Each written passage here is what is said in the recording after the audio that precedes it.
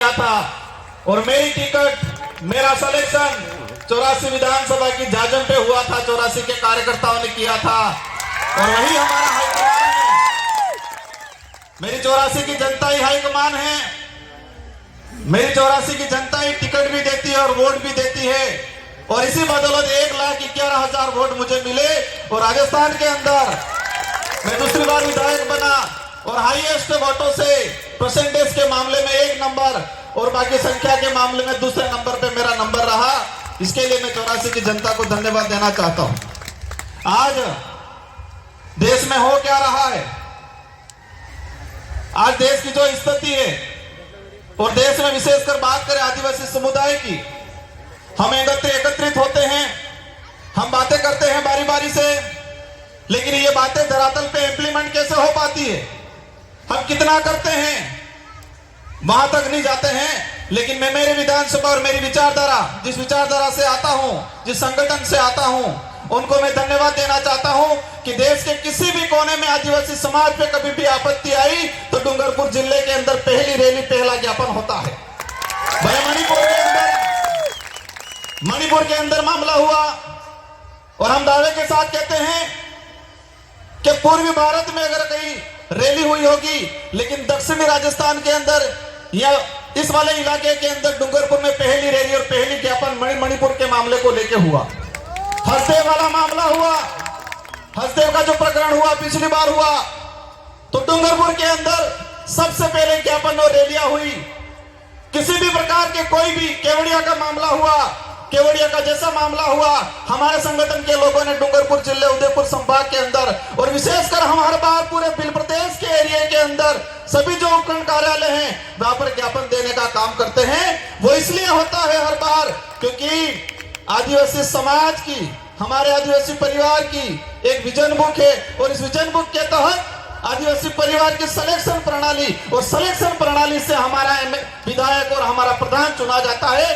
तो वो विधायक मैं खुद मान लो, हम जनता के प्रति जवाबदेही है, न कि हाईकमान के प्रति, क्योंकि जनता ही, हमारी क्षेत्र की जनता हमारा सिलेक्शन करती है, तो हम जनता के प्रति जवाबदेही हैं। तो ये व्यवस्था पूरे देश के अंदर आदिवासी जहाँ है वहां पर यह होना चाहिए।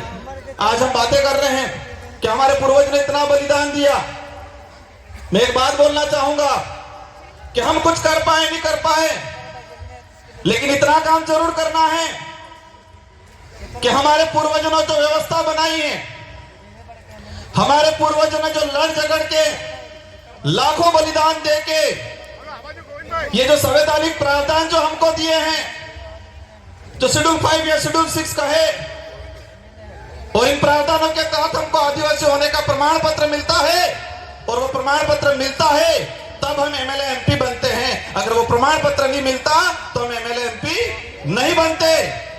तो मैं एक बात कहना चाहूंगा, नया कुछ कर पाओ नहीं कर पाओ, लेकिन हमारे पूर्वजों ने जो हमारे लिए करके गए हैं, जो लाखों बलिदान दिया है, देश के इतिहास के अंदर देखा जाए तो आदिवासी समाज ने सबसे ज्यादा बलिदान दिया है। भले उस समय राजा रजवाड़े हो, मुगल हो, अंग्रेज हो, लाखों बलिदान देने के बाद इस संविधान के अंदर हमारे संवैधानिक प्रावधान मिले हैं। जो कल्चर बचा हुआ है, जो हमारी पहचान बची हुई है, वो भी हमारे पुरखों की बदौलत बची हुई है। तो हम नया कुछ नहीं कर पाएंगे ऐसा लगता है, लेकिन जो हमारे पुरखों जो हमको विरासत में दे के गए हैं, कम से कम उसका संरक्षण करने का काम जरूर करना। मुझे लगता है देश के अंदर जो हालात हैं, हमारे समाज के जो जनप्रतिनिधि हैं, हमारे समाज के जो सर्टिफिकेट लगा के कर्मचारी बने हैं, उनको समाज की बात आती है तब समय नहीं मिलता है, लेकिन उनकी लुगाई के लिए घाघरा लेने जाना होता है, पूरे बाजार में 4-5 दुकानें बन जाएंगी। लेकिन उस कर्मचारी, उस नेता को समझना पड़ेगा कि जिस सर्टिफिकेट लगा के मैं विधायक बना हूं, प्रधान बना हूं, सरपंच बना हूं, जिस सर्टिफिकेट को लगा के मैं अधिकारी कर्मचारी बना हूं, वो सर्टिफिकेट लाखों आदिवासियों के बलिदान के बावजूद हमको वो सर्टिफिकेट मिला है। ये बात समझनी पड़ेगी। आज आंदोलन हो रहे देश के अंदर, जहां पर जो आपत्ति आई, आज हसदेव को लेके हो रहा है, हम हसदेव के आसपास से लोग आके मंच पे हम समाज की बात कर लेते हैं, लेकिन उसके लिए लड़ कितना रहा है पूरे देश के अंदर। जो आने वाली पीढ़ी है, वर्तमान जो युवा है, हमारे जो बुजुर्ग हैं, उनके अंदर भावना डालनी पड़ेगी कि देश के किसी भी कोने में कहीं पर भी आदिवासियों पे आपत्ति आई तो हम सबको पूरे देश में एक साथ, एक ही दिन, एक ही समय हमें ज्ञापन देना पड़ेगा, रैलियां निकालनी पड़ेगी।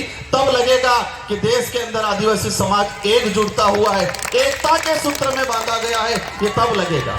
आज देखता हूं मैं आंदोलन की बात, आज यूसीसी समान नागरिक संहिता, मैं इसकी बात इसलिए कह रहा हूं कि मेरे पूर्व पेशा एक्ट की बात हुई, मेरे पूर्व 13 तिनका की बात हुई, लेकिन समान नागरिक संहिता अगर देश में लागू होती है तो क्या पेशा एक्ट पे असर नहीं पड़ेगा?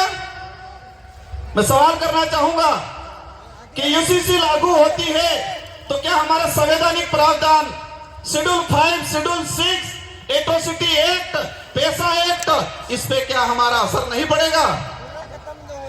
लेकिन इसके लिए हम नहीं बोल रहे हैं। हमें समय नहीं गुजारना है, हमें टाइम पास नहीं करना है, हमें आने वाली पीढ़ी के लिए लड़ झगड़ के, हमारे पूर्वजों ने जो बलिदान दे के जो प्रावधान किए हैं उनका संरक्षण करने का काम करना है। आज आंदोलन की बातें होती है, आंदोलन धीरे धीरे सड़कों से, धीरे धीरे कलेक्ट्रियों से खत्म होने लग गया, सोशल मीडिया पे आ गया है आंदोलन। और जो हमारे समाज की जो स्थिति बन रही है, जो लग रहा है जिस तरह से आंदोलन, कहीं पर भी कोई भी मामला हुआ, एक दिन व्हाट्सएप पे डाल देंगे, एक दिन इंस्टाग्राम पे डाल देंगे, एक दिन ट्रिपल ट्रेड कर लेंगे, 4-5 दिन भूल जाएंगे, 4-5 दिन भूल जाएंगे। और ये मानसिकता है, समझना पड़ेगा, एक साइकोलॉजी गेम है। देश के अंदर जो लोग जिस तरह से आदिवासी समाज के खिलाफ कानून बना रहे हैं, उन लोगों ने पहले से हमारी मानसिकता को पढ़ लिया है कि ये लोग कुछ समय कुछ होगा, विरोध होगा, विरोध होने के बाद कुछ आवश्यकता वाली बात, सुविधा फेंक देंगे और ये लोग आवश्यकता के लिए भागेंगे। आज देख रहे हैं हम, एक दिन होता है, 2 दिन होता है, लेकिन सड़कों से आंदोलन, कलेक्ट्रेट से आंदोलन, विधानसभा से आंदोलन खत्म हो रहा है। और यही स्थिति रही 10 साल बाद। किसी भी मामलों को लेके किसी सड़क पे 5 लोग आंदोलन नहीं करेंगे, सोशल मीडिया पे लाखों आंदोलन कर लेंगे। और बड़े बड़े लीडर भी ये देखते हैं सुबह शाम कि मेरे कितने फैन फॉलोअर है, 2-4 लाख हो गए, 5 लाख हो गए, तो अपने आप बड़ा लीडर मान लेता है वो। किसमें मानते, समाज सेवी किसमें मानने लगे हम कि फेसबुक, इंस्टाग्राम, ट्विटर पे हमारे फॉलोअर बढ़ गए तो हम बड़े समाज सेवी हो गए, यही मान रहे हैं आज। और इसी पे आंदोलन हो रहा है। और यही स्थिति रही तो आने वाले 10 साल बाद किसी भी, कितना भी अत्याचार हो जाएगा, लेकिन सड़कों पे 100 लोग इकट्ठे नहीं होंगे। ये आदत में परिवर्तन करना पड़ेगा हम लोगों को। और आज देश के अंदर जो स्थिति बनी हुई है, हमें सबसे पहले यह तय करना है कि हमको सुविधा के लिए लड़ना है या स्वाभिमान या अधिकार के लिए लड़ना है। देश के अंदर हम सुविधा के लिए लड़ रहे हैं, आवश्यकता के लिए लड़ रहे हैं, लेकिन अधिकार और स्वाभिमान की लड़ाई नहीं लड़ रहे हैं। और हर मंच पे एक ही बात होती है, अगर स्वाभिमान या अधिकार की बात करेंगे तो आवश्यकता और सुविधा नहीं मिलेगी। और यही हो रहा है, ये माइंड गेम है कि देश के आदिवासियों को आवश्यकता की लड़ाई लड़वाओ, देश के आदिवासियों को उनको जो उपयोग में दैनिक दिनचर्या में आने वाली चीजें या शौचालय, बाथरूम की आवश्यकता की लड़ाई लड़ रहे हैं हम लोग, अधिकार की लड़ाई, स्वाभिमान की लड़ाई नहीं लड़ते। और कई मंचों में देखा है मैंने, आवश्यकता की बात करो सब स्वीकार करेंगे, लेकिन अधिकार और स्वाभिमान की बात करते हैं तो वहां पर लगता है ये बात नहीं करनी चाहिए। भाइयों, अगर स्वाभिमान और अधिकार की लड़ाई नहीं लड़े तो आने वाले समय में जानवर और हमारे में कोई अंतर नहीं रहेगा। क्योंकि आवश्यकता की लड़ाई जंगल में रहने वाली सियार भी लड़ती है कि मुझे कब खाने का मिल जाए, मैं खा लूं, और उसका पेट भर जाता है, वो सो जाती है, और फिर जरूरत पड़ती है, इसको आवश्यकता, इसको पेट को आवश्यकता पड़ी, वापस शिकार पे निकल जाती है, जब भी मिलता है खा के सो जाती है। तो हमें तय करना है कि स्वाभिमान की लड़ाई लड़नी है, अधिकार की लड़ाई लड़नी है, या फिर आवश्यकताओं की लड़ाई लड़नी है। और देश में मैंने कई, इतनी कम उम्र में देखा मैंने कि हम आवश्यकता की लड़ाई पे ज्यादा फोकस कर रहे हैं, स्वाभिमान और अधिकार की लड़ाई पे ज्यादा फोकस नहीं कर रहे।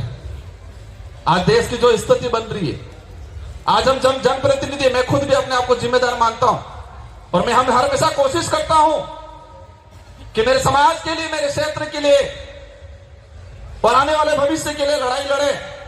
वक्त ज्यादा हो गया है, लेकिन इस पांडाल में विराजमान अन्य सभी राज्यों से आए हैं।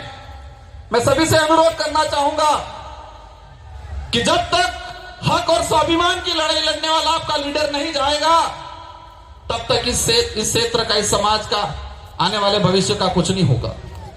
जब तक अब आवश्यकता की लड़ाई लड़ने वाला लीडर विधानसभा, लोकसभा में भेजोगे, तब तक आने वाला भविष्य गर्त में जाता दिखेगा आप सबको। और इसके जिम्मेदार हम सब होंगे। हम दूसरे समाज को, दूसरे नेताओं को जिम्मेदार ठहराते हैं, लेकिन इसके जिम्मेदार हम सब होंगे, क्योंकि वो तो दूसरा लीडर तो किसकी बजाएगा? हाईकमान की, क्योंकि टिकट हाईकमान से मिलती है। और ये ताकत रखो और हमारे डूंगरपुर 84 वालों से सीखना पड़ेगा। मैं बड़ी बात नहीं कर रहा हूं, लेकिन पूरे राजस्थान के अंदर एक शानदार परिणाम दिया है, बहुत कम समय में, बहुत कम खर्चे में। और ये किससे है कि वहां पर कुछ भी हो जाए, उस क्षेत्र की जनता जो चाहेगी वही होगा, क्योंकि वो स्वाभिमान की लड़ाई लड़ना सीख गया है, वो अधिकार की लड़ाई लड़ना सीख गया है। और हमारी क्षेत्र की जनता को पता है कि स्वाभिमान और अधिकार की लड़ाई हम लड़ लेंगे तो आवश्यकता तो अपने आप पूरी हो जाएगी। इन्हीं शब्दों के साथ आप सबको धन्यवाद, आभार। जय जवाहर, जय भारत, जय आदिवासी, जय संविधान।